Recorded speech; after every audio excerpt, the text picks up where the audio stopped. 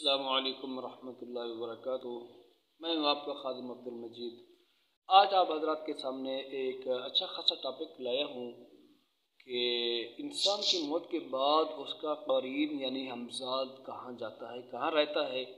آیا یہ انسان کے مرنے کے فوراً بعد مر جاتا ہے یا یہ زندہ رہتا ہے؟ تو یہ ایک ایسی بات ہے جس کا تذکرہ عام طور پر کتب میں نہیں ہے۔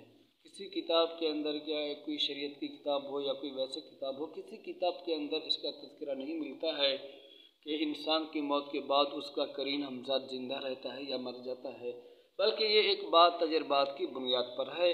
اور ایک بزرگ علامہ نواب صدیق صاحب کی بھی اس کے بارے میں ایک اچھا خاصا موضوع ہے ان کا، اس پر بھی انہوں نے ایک اچھی خاصی بحث کی ہے۔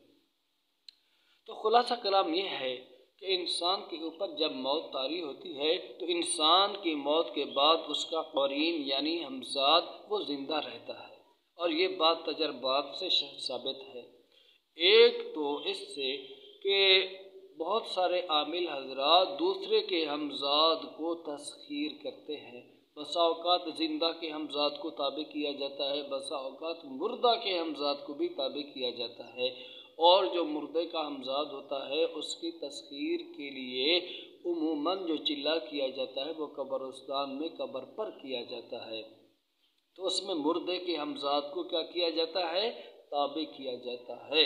تو اس سے بھی یہ بات معلوم ہوئی کہ انسان کی موت کے بعد اس کا قرین یعنی ہمزاد زندہ رہتا ہے۔ نمبر 2، بسا اوقات لوگ قبروں کے اوپر جاتے ہیں، قبروں کے اوپر جاتے ہیں اور کسی بڑے بزرگ کی قبر پر جاتے ہیں، اس کو پکارتے ہیں یا اس سے مدد مانگتے ہیں، تو بسا اوقات بزرگ کی شکل و صورت ان کے سامنے آ جاتی ہے۔ لوگ کہتے ہیں کہ جی ہم نے فلاں بزرگ کو مل لیا، اس سے ملاقات کر لی، حالانکہ حقیقت میں وہ بزرگ نہیں ہوتے ہیں بلکہ وہ ان کا ہمزاد ہوتا ہے جو ان کی شکل و صورت اختیار کر کے آتا ہے۔ تو یہ بھی ایک وزنی قرینہ ہے کہ انسان کی موت کے بعد اس کا قرین زندہ رہتا ہے۔ نمبر 3، انسان کی موت کے بعد اس کا ہمزاد زندہ رہتا ہے، اس کا وزنی قرینہ تیسرا یہ ہے کہ اگر کسی شخص نے ہمزاد کی تسخیر کر رکھی ہو، ٹھیک، پھر وہ دنیا سے چلا جائے یعنی انتقال کر جائے، تو ہمزاد کچھ نہ کچھ خرابہ اس کے ساتھ کر بھی دیتا ہے۔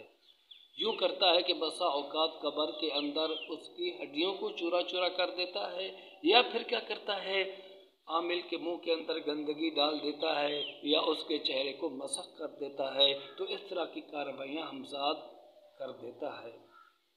تو اس لیے مرنے سے پہلے اس کو آزاد کر دینا چاہیے، وگرنہ اپنا اس کو ایسا مطیع فرما بردار کرنا چاہیے کہ اس کے ساتھ ایسا دوستانہ برتاؤ ہو کہ آپ کی موت کے بعد یہ آپ کو کسی قسم کا کوئی نقصان نہ پہنچائے۔